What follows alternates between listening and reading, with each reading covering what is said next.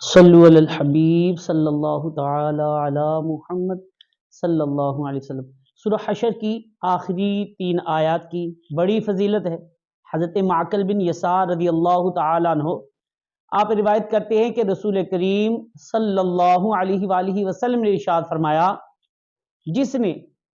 صبح کے وقت 3 مرتبہ اعوذ باللہ السمیع العلیم من الشیطان الرجیم کہا اور سورہ حشر کی 3 آیات کی تلاوت کی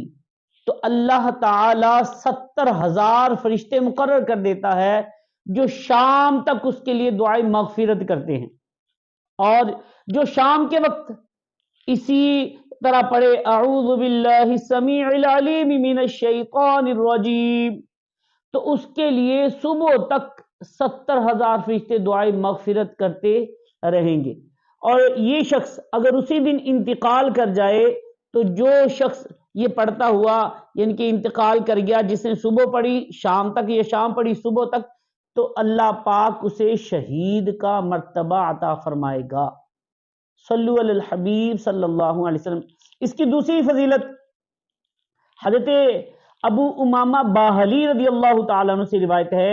سرکار دو عالم نور مجسم شاہ بنی آدم رسول محتشم صلی اللہ علیہ وآلہ وسلم نے ارشاد فرمایا، جس شخص نے رات یا دن میں سورہ حشر کی آخری 3 آیات پڑھی اور اسی دن یا اسی رات اس کا انتقال ہو گیا تو اس نے جنت کو واجب کر لیا۔ آئیے میں آپ کو سورہ حشر کی یہ 3 آیات جو ہیں وہ بھی پڑھ کے سناتا ہوں، اور اللہ کرے اس کو صبح پڑھ لیجئے۔ صبح کی جو ہے ڈیفینیشن، صبح طلوع آفتاب سے پہلے تک صبح ہوتی ہے، اور اس کے بعد ظہر کے بعد سے لے کر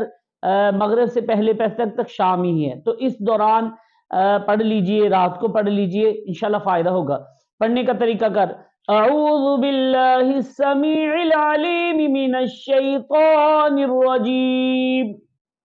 هو اللہ الذی لا